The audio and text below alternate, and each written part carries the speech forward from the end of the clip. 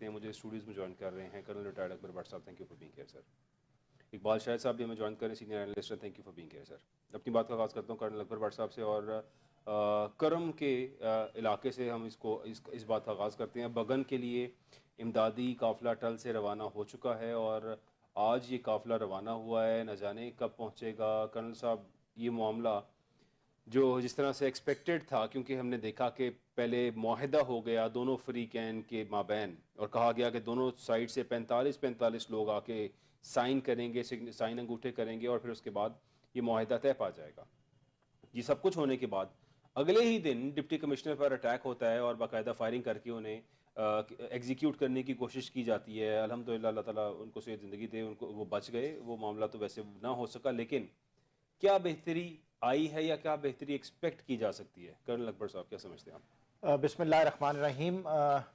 اس طرح ہے جی کہ جو کرم کا جو مسئلہ ہے اور جو امن معاہدہ ہوا جس میں مشران نے دستخط کیے, تو سب ہر طرف یہ ہو گیا تھا کہ جی بس ابھی کوئی مسئلہ نہیں ہے. حقیقت میں یہ ہے کہ اگر ہم اس علاقے کا لے آؤٹ اگر دیکھیں تو وہ آلموسٹ پہاڑی سلسلہ ہے, اور اگر ہم کوہاٹ سے آنورڈ جانا شروع کریں ٹل تک, اور پھر ٹل سے جو ہے علی زئی اور چھپری اور سدا اور پھر فائنلی پاڑا, یہ سارا پہاڑی سلسلہ ہے. ٹھیک ہے. درمیان میں کوہاٹ سے آگے جب جائیں تو اورگزئی ایجنسی شروع ہوتی ہے, پھر بگن ہے, بگن سے آگے پھر ٹل ہے. تو یہ جو کاروائی ہوئی ہے, ظاہر ہے جو ہماری جن کی آنکھوں میں ہم جو ہے جن کو ہم برداشت نہیں ہے, جن کو ہمارا امن اور ہماری ہر لحاظ سے مضبوطی برداشت نہیں ہے, وہ شرارتیں تو کرتے ہیں. اور جو دہشت گردی کا ایلیمنٹ ہے وہ بھی اینٹی سٹیٹ لوگ اپنی کاروائیاں کر رہے ہیں, اور الحمدللہ ہماری سٹیٹ ان کا کلا کما کرنے میں مصروف ہے. تو یہ جو فائرنگ ہوئی ہے, یہ جو سٹیٹ کے دشمن ہیں انہوں نے یہ گھات لگا کے یہ کاروائی کی ہے کہ کسی طریقے سے اس کو ڈسکنٹینیو کیا جائے. اچھا, یہ جو سامان کی ترسیل ہے اس کے بہت سارے ذرائع ہیں. ایک یہ ذریعہ نہیں ہے کہ روڈ کے ذریعے ہی ہم نے اپنے پاڑا چنار کے جو ہمارے بہن اور بھائی ہیں, ہماری بچیاں ہیں, بچے ہیں چھوٹے چھوٹے, ان کی ہم نے ان کو سپلائی دینی ہے, لاجسٹک کا خیال رکھنا ہے. دیر آر ادر ویز, کافی بائی ایئر بھی جو ہے ان کو سامان پہنچایا جاتا ہے, اور ہماری جو یہ سیکیورٹی ایجنسیز ہیں وہ اس میں ہمتن گوش رہتی ہیں اور مصروف رہتی ہیں دن رات.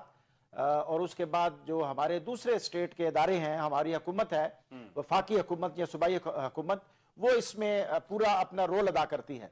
اچھا, یہ والی جو کاروائی ہے یہ پہلی دفعہ نہیں ہوئی, یہ اس سے پہلے بھی کئی دفعہ معاہدے ہوئے ہیں اور معاہدے ٹوٹے ہیں, اور پھر شرپسند ناصروں نے اپنا رول پلے کیا ہے, اور پھر اس کے بعد جو ہے اس کو بھی کلا کما کیا اور اس کے اوپر بھی کنٹرول کیا. تو الحمدللہ فکر کی بات نہیں ہے. یہ ڈیفینیٹلی جو ہمارے ڈپٹی کمشنر اس میں زخمی ہوئے ہیں, یہ جو ہمارے اور تحصیلدار یا جو بھی لیویز والے, سیکیورٹی ایجنسی والے, پولیس والے ہمارے بھائی اس میں زخمی ہوئے ہیں, یہ تو بڑے صدمے کی بات ہے. اور یہ ملک میں امن قائم کرنے کے لیے یا کسی بھی علاقے میں امن قائم کرنے کے لیے جانوں کا نذرانہ پیش کرنا پڑتا ہے.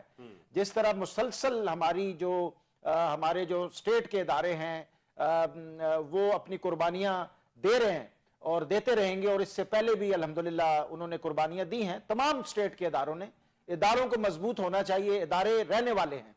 جو پولیٹیکل گورنمنٹس ہوتی ہیں یہ آتی جاتی رہتی ہیں, لیکن جو ادارے ہیں ان کی سینٹٹی اور ان کی مضبوطی یہ ہمیشہ رہنی چاہیے اور یہ قائم رہے گی. تو یہ انشاءاللہ تعالی جیسے آپ نے کہا کہ بگن سے قافلہ چل پڑا ہے ٹل کی طرف, اس میں یہ ہے کہ اگر اس کو تھوڑا سا ٹیکٹیکلی دیکھا جائے یا سیکیورٹی کے لحاظ سے, تو there are ways and means کہ آپ اس روٹ کو کیسے پروٹیکٹ کرتے ہیں. ایک تو کانوے چلتا ہے تو آپ اس کے آگے پیچھے اور درمیان میں جو ہے وہ لا انفورسمنٹ ایجنسیز کی گاڑیاں ہوتی ہیں, پروٹیکٹ کرتی ہیں. پھر اس کے بعد سائیڈ پہ جہاں تو بہت دور دور تک اوپن ایریا ہے تو وہاں تو کوئی ایسی بات نہیں ہے, آپ کی نظریں دور تک دیکھتی ہیں اور سیکیورٹی کا آپ خیال رکھتے ہیں. لیکن جہاں پہ پہاڑی سلسلہ ہوتا ہے وہاں پہ پہاڑوں کے اوپر ہمارے جو سیکیورٹی کے جو ہمارے جوان ہیں وہ پہاڑوں کے اوپر ڈپلائی ہوتے ہیں, وہاں پہ چوکیاں اور پکٹیں ٹیمپریری پکٹس بناتے ہیں, اور پکٹس کے بعد فار ایگزامپل ایک تو پہاڑ امیجیٹلی ہمیں نظر آتا ہے, اس کے اوپر 10 12 15 20 जवान बिठाए और उसके बाद उसको कवर करने के लिए थोड़े से और फासले पर दूसरी लेयर होती है पिकेटिंग की, ताकि किसी तरफ से भी कोई शरारत ना हो। तो अभी आप देखिएगा इंशाल्लाह, अभी जब ये काफिला जिस तरह आपने कहा और हमें भी पता चल रहा है कि जी बगन से दोबारा टल की तरफ चल पड़ा है, और इंशाल्लाह ताला एक आध दिन में ये पूरा काफिला पहुंच जाएगा। और इसके बाद जब भी कभी मूवमेंट होती है तो इसको एक्स्ट्रा जो मैन पावर है उसको डिप्लॉय करके सारी कॉन्टिजेंसीज को वर्कआउट करके ये होगा तो ये करेंगे, ये होगा तो वो करेंगे, तो ये सिलसिला होगा इंशाल्लाह ताला। और फिर उसमें मलकान जो है, मशरान जो हैं, उनकी बड़ी डीप रूट्स होती हैं, वहां के जो लोकल लोग हैं उनकी बड़ी डीप रूट्स होती हैं। हुब्बुल वतनी, अपने लोगों से मोहब्बत शर्त है, अपने मुल्क से मोहब्बत शर्त है। हम मुसलमान हैं अल्हम्दुलिल्लाह, और मुसलमान के हाथ से कभी भी उसकी जबान से या उसके हाथ से कभी भी किसी दूसरे भाई को तकलीफ नहीं पहुंचती, और उसके लिए वो तमाम जो है वो जराए बुरुए कार लाता है। तो मुझे उम्मीद है, क्योंकि ये कोई नई बात नहीं हुई, इससे पहले तारीख में ऐसा होता रहा है, तो इंशाल्लाह ताला ये पुरअमन तरीके से काफिला पहुंचेगा और पाड़ा चनार में तमाम भाइयों को हर किस्म की लॉजिस्टिक सामान पहुंचेगा। और फिर ये जो अमन साहब क्या समझते सर? फौरन बात उन्होंने की है कि जाहिर है देखें, विफाक का भी आखिर कोई ना कोई रोल अंदर होना चाहिए ना। विफाक इस टाइम पे बिल्कुल ही सब कुछ सूबाई हुकूमत पे डाल के और छोड़ी बैठे हैं कि हम कुछ नहीं कर सकते, जो करना सूबाई हुकूमत नहीं करना है। ठीक है, सूबाई हुकूमत के अगर अंडर आ रहा है, लेकिन इसमें सबका लाइजन आएगा होना चाहिए। क्या समझते हैं सर? इस तरह है जी कि जो जहाँ तक तो पॉलिटिकल हुकूमतों का, पार्टियों का ताल्लुक है, ये एक दूसरे के ऊपर इल्ज़ाम तराशी तो करते रहते हैं अवाम को दिखाने के लिए। जहाँ पे कई कमज़ोर है तो दूसरी लोग, अभी देखें ना, अगर मिसाल के तौर पर KPK में अगर हुकूमत होती, जो जहाँ पे वफाक की हुकूमत है, अलायंस की, तो ये चीज़ें कभी भी ना कहते कि जी वहाँ की हुकूमत को ये चाहिए वो चाहिए। तो अवाम आजकल बड़ी बाशऊर है, वो ये चीज़ समझती है, लेकिन लोगों को दिखाने के लिए कुछ और फेस होता है और प्रैक्टिकली कुछ और होता है। ऐसा बिल्कुल नहीं है कि वफाकी हुकूमत का वहां पे कोई प्रैक्टिकल रोल नहीं है, बिल्कुल है, और वफाकी हुकूमत रोल अदा पहले भी करती थी और अभी भी कर रही होगी। नंबर 1 ये। दूसरा ये है कि आप देखिए कि वहां पे जो सामान की तरसील है, वो जिस तरह इन्होंने बताया कि आज पहुंचा, लेकिन पहुंच गया वहां पे लॉजिस्टिक का सामान, और इंशाल्लाह अभी ये सिलसिला शुरू रहेगा। ये जो कुछ 5 लोगों ने उसके ऊपर साइन नहीं किए थे उस मुआहदे के ऊपर, तो जिस तरह इन्होंने, मेरे जो दोस्त हैं, इन्होंने कहा कि वो जो मलक होता है वो एक खास एरिया का, एक खास एक ग्रुप ऑफ पीपल का एक वो मशर होता है, बड़ा होता है। तो बुनियादी तौर पर वहां का कल्चर ये है कि जिस इलाके से इस तरह की लॉ एंड ऑर्डर सिचुएशन होती है, तो उस इलाके के मलकों को पकड़ा जाता है, मशरान को पकड़ा जाता है। नंबर 1। नंबर 2, खैबर पख्तूनख्वा में अभी तक ये कल्चर है, कबाइल में तो बहुत ज्यादा ये कल्चर है कि 2 खानदानों में, वहां पे जबान की बड़ी वैल्यू होती है कि जी जबान हमने की है। 2 खानदानों में भी हमने देखा है कि जब दुश्मनी होती है ना जी, तो एक दूसरे की तरफ बड़े लोग एक दूसरे साइड पे उन्होंने कत्ल किए होते हैं, लेकिन जब कोई मुआहदा होता है तो उस मुआहदे पे सख्ती से अमल करते हैं और एक दूसरे के सामने से गुजरते हैं। दोनों खानदान, कोई किसी को जरा सी भी जंग नहीं पहुंचाता, और बल्कि वो पश्तो में कहते हैं कि डज बंद है, तो यानी फायरिंग बंद है, नहीं करनी। और जब वो मुआहदा खत्म होता है, जब वो डेट खत्म होती है, तो फिर वो शुरू हो जाते हैं। तो वहां के लोग बड़े कल्चरल लोग हैं। पहले जब ये कुरम का वाकया जब हुआ, जब लोगों की शहादत हुई, जैसा कि कोई 2 ढाई 3 महीने पहले, ठीक है, तो उस वक्त मैं आपका ही चैनल के प्रोग्राम में आपका ही मैं सुन रहा था कि जो अहले तशी के जो मशरान हैं, जो रिलीजियस लीडर हैं, जो उलमा हैं, उन्होंने ये कहा कि जी वहां पे जब सुन्नी इलाके में वहां पे जब जख्मी हुए तो 20 30 40 जो सुन्नी भाई हैं वो आए। बिल्कुल ऐसी जी, मैंने आपको सुना कि आप पे जब वो अटैक हुआ था तो वहां पे लोकल, चूंकि अटैक जहां पे हुआ वो सुन्नियों का एरिया था और वहां पे सुन्नी का सारा इलाका था, उन लोगों ने निकल के वो तमाम अहले तशी भाइयों को रेस्क्यू किया, अपने घरों में पनाह दी, उनको वहां रखा और उनको बाकायदा 35 लोगों को बचाया उन्होंने। जी, बचाया। तो इससे क्या जाहिर होता है जी? इससे जाहिर होता है कि शिया सुन्नी का झगड़ा नहीं है, थोड़ा बहुत डिफरेंस जरूर है, लेकिन एज सच इस लेवल का नहीं है कि इतनी बड़ी मैसेकर हो जाए और इतनी बड़ी इश्यूज हो जाए।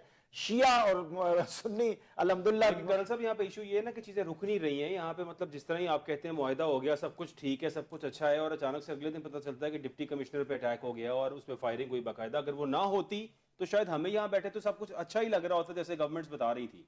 तो ये मसला भी कई डेकेड्स से है, ये कोई आज का या कल का या कोई साल 2 साल पुराना मसला नहीं है। یہ کئی ڈیکیڈ سے مسئلہ چل رہا ہے, اس کا سولوشن کیا ہے, آپ کو کیا لگتا ہے سر؟ اس طرح ہے جی کہ آپ دیکھیں جو ڈیکیڈ سے مسئلے سالہ سال سے مسئلے چلے آ رہے ہیں ان کے اوپر کنٹرول ہو رہا ہے. آپ دیکھیے آج سے 5-6-7 سال پہلے جب یہ جنرل مشرف کی گورنمنٹ تھی اور ہر دوسری گلی میں چوتھی گلی میں بم دھماکے ہوتے تھے, سیکیورٹی اداروں کے اوپر جو ہے وہ سوسائڈل اٹیک ہوئے, تمام لا انفورسمنٹ ایجنسیز کے اوپر اٹیکس ہوئے, تو ہمیں کوئی یونائٹڈ نیشنز کے لوگ تو نہیں آئے جنہوں نے ہمارے ملک میں امن قائم کیا. آپ 10 بندے آپ یاد کیجئے وہ دور, 10 بندے آپ ایک جگہ پہ اکٹھے نہیں ہو سکتے تھے, اتنا خطرہ تھا. تو اس پہ کنٹرول ہوا نا جی, کس نے کنٹرول کیا؟ ہمارے اداروں نے کنٹرول کیا, ہماری سیکیورٹی ایجنسیز نے کنٹرول کیا.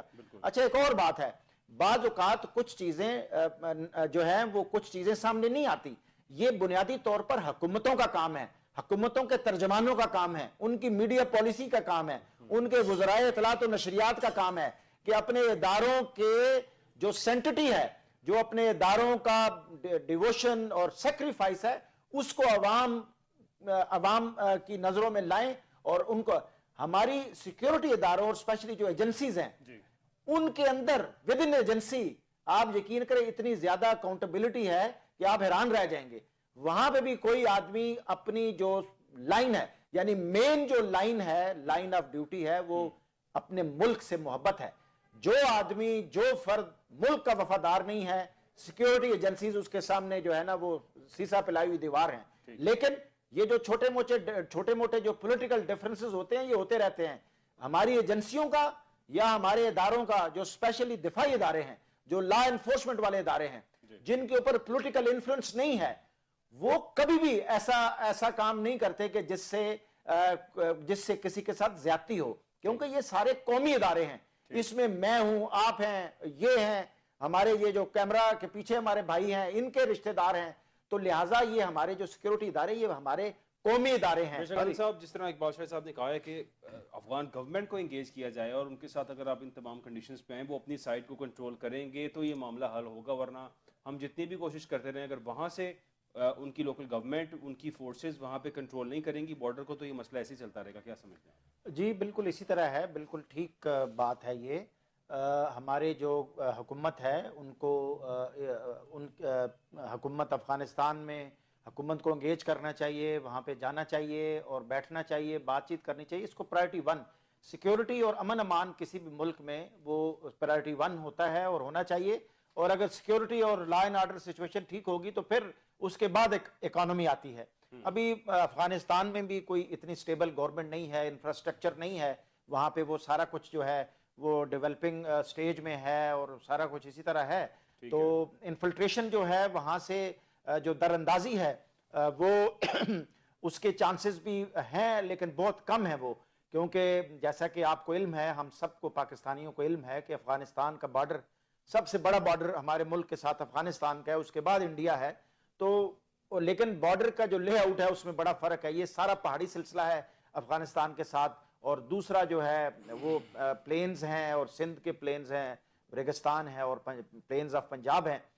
تو وہاں پہ ظاہر ہے فینس لگی ہے, لیکن کہیں نہ کہیں سے ایسے چانسز ہوتے ہیں اور جس سے وہ یہاں کے لوکل لوگوں کے ساتھ مل کے تو اس طرح کی کاروائیاں کرتے ہیں. پولیٹیکل گورنمنٹ کو سیریس ہونا چاہیے, سیریس نہیں ہے, کمزوریاں ہیں, تھوڑی نہیں بہت کمزوریاں ہیں, اصل فوکس نہیں ہے. سب سے پہلے پاکستان ہونا چاہیے, پاکستان کی بقا ہونی چاہیے, پاکستان کی سلامتی ہونی چاہیے. انفارچونیٹلی ہماری جو پولیٹیکل گورنمنٹس ہیں یا جو ہمارے سو فار جو پولیٹیکل لیڈرز ہیں, آج بھی اس سے پہلے بھی اور بہت پہلے بھی, اگر تاریخ تو دیکھیں ہم سب کے سامنے تاریخ ہے, لوگوں نے یہ کوشش کی ہے کہ جی بائی ہک اور بائی کروک, اصول ہو یا اصول نہ ہو, کوئی بات ہم نے کی ہے تو اس کو بھی اگر ہم نے کمپرومائز کرنا اور اگر ہمیں اقتدار کے گھوڑے پہ سوار ہونا پڑے گا تو ہم ہو جائیں گے, اور اس طرح ہوئے ہیں. تو جب آپ کا مقصد اقتدار ہوگا, جب آپ کا مقصد یہ نہیں ہوگا کہ ہمارا ملک ہے, ہم کچھ نہیں ہیں, ہمارا ملک ہے اور ہمارا ایک سسٹم چلنا چاہیے. کمزوریاں ہیں, ہر طرف کمزوریاں ہیں. جس طرح انہوں نے کہا کہ جی مارشل لا بھی ہمارے ملک, یہ تو اٹ از اوپن سیکرٹ, سب کچھ علم ہے سب کو. تو انفارچونیٹلی ہمارا سسٹم ابھی تک سیٹل نہیں ہوا, ہم سیٹل نہیں ہوئے. ابھی دیکھیں جو گورنمنٹ آتی ہے اپنے مفاد کے مطابق سب کچھ بدل دیتی ہے. ابھی گورنمنٹ آئی, انہوں نے کہا ہمیں کسی طریقے سے 5 साल हमें मिल जाएं। उन्होंने हर वो काम किया जो कि पाकिस्तान की 80% जो आवाम है उसको नापसंद करती है। ये तो इजहार राय है ना जी, हम अपना इजहार कर रहे हैं बात का, हम कोई बाहर जाके रोड ब्लॉक नहीं कर रहे, को किसी इमलाक को नुकसान नहीं पहुंचा रहे। पाकिस्तान जमहूरी मुल्क है, इसमें हर एक आदमी को आजादी राय का हक हासिल है। अगर हम हासिल है सर? जी जी बिल्कुल होना, अभी हम बैठे हुए हैं यहाँ पे ओपनली बात कर रहे हैं तो ये जाहिर है हासिल है। ओपनली कर रहे हैं? जी जी बिल्कुल ओपनली कर रहे हैं। अकबर भट्ट साहब जी बिल्कुल ठीक बात की है इन्होंने। इदारों का काम है कि ये जो ऐसे मसाइल हैं और ऐसी सर, हमारे मुल्क में अकाउंटेबल कोई नहीं है कर्नल साहब, आखिर ये क्या वजह है? हमारे मुल्क में अकाउंटेबल कैसे क्या होगा जब इंसाफ नहीं है, जब इंसाफ जो है ये चंद लोग, चंद खानदान जो हैं ये इंसाफ को अपने हाथ में रखते हैं, तो फिर कैसे अकाउंटेबिलिटी होगी? हर तरफ डिस्पोंडेंसी तो है, डिस्पोंडेंसी नाउमीदी है। इसमें देखें, टैक्सेस की बात आपने की है, ये शहबाज शरीफ साहब ने कहा कि जी हमें IMF की शराइत माननी पड़ेगी, टैक्स और लगाने पड़ेंगे, बिजली और महंगी करनी पड़ेगी। किसी भी गवर्नमेंट